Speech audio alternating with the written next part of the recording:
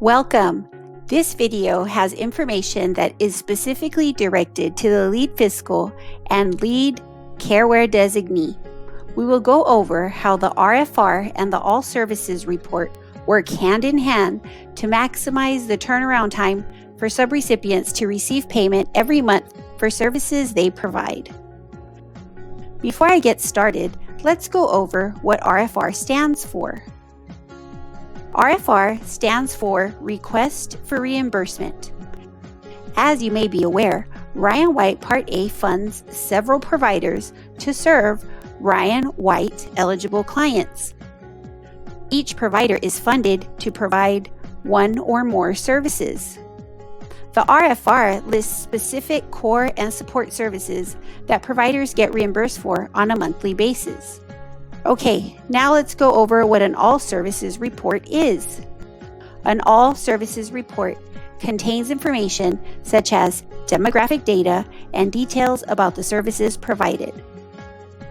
Rather than having one person from the recipient's office run multiple reports for various providers, it is recommended for each provider to designate one individual responsible for generating a monthly All Services Report to be more efficient and to avoid delays.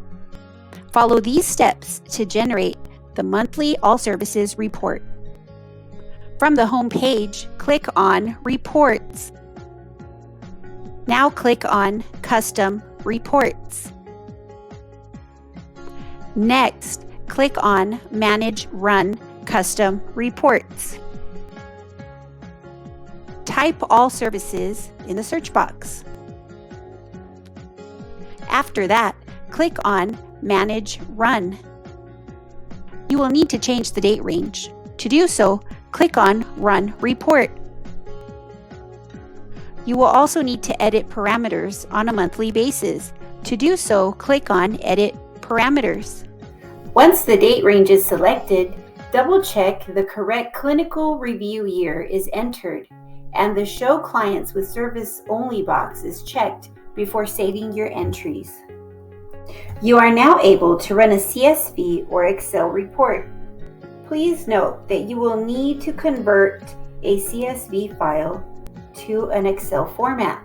Once the CSV or Excel generation export is complete, click on Download All Services. Now find the file you downloaded on your downloads. This is what an All Services report looks like. For the purpose of this video, the URNs and employee drop-down names have been blurred or made up. Now navigate to the upper right corner of your spreadsheet and click on the Sort and Filter icon to organize your data so it is easier to analyze. This filter function will allow you to filter items on your spreadsheet you do not need. To filter the service contract, click on the drop-down arrow. Deselect the appropriate Part A contract you want to keep and click OK. After clicking OK, you will notice blue numbers below the service contract column. Click on the left side of your mouse, starting with the first blue number you see. Drag your mouse to the bottom of your list. Doing so will highlight the information you will be eliminating. Once you reach the last blue number at the bottom of your list, right-click and select Delete Row. This is what your filtered spreadsheet will look like. Upon selecting the filter icon, you will notice the desired Part A service contract is listed on your spreadsheet. Let's move on to the service category column. You will follow similar filtering steps that took place when you filtered the service contract column. To do so, click on the service category drop-down arrow and deselect the service categories your agency is funded for. Once again, you are filtering items from your report that do not pertain to your agency. This is an example of an agency who provides OAHS, EIS, and medical case management. To filter items from your spreadsheet that do not pertain to your agency, click and drag the blue filtered numbers to the bottom of your list and click on Delete Row. Congratulations! Now you know how to filter the service contract and service category columns. The designee from each agency will now scan for blank employee drop-down names before submitting their reports to the Clark County HIV fiscal team. Any names missing here will cause reimbursement delays.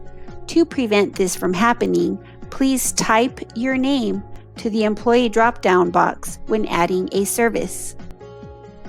After verifying your employee drop-down names are completely filled, it is recommended to follow labeling conventions before saving your monthly report.